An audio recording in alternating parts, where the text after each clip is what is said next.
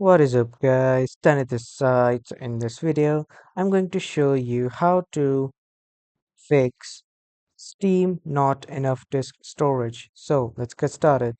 So first off, you need to restart your Steam application, and if it still doesn't solve the problem, you need to run your Steam application as an administrator.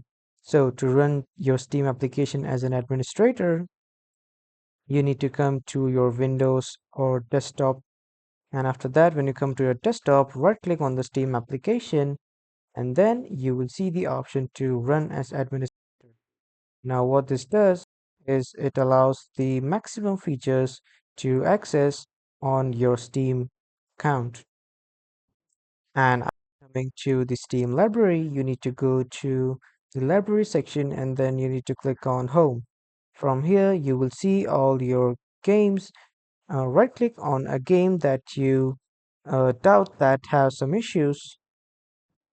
After clicking, click on this manage icon, and after that, here a pop-up will appear. From here, you will see the install file tabs. Click on this and then click on view integrity of game files. So this will scan all the files of that game and then replace the corrupted ones, and then Steam might perform well.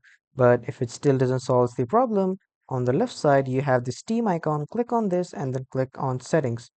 After coming to the settings, you can see this downloads tab. Click on this downloads tab, scroll down a bit, and then you will see the option to clear cache.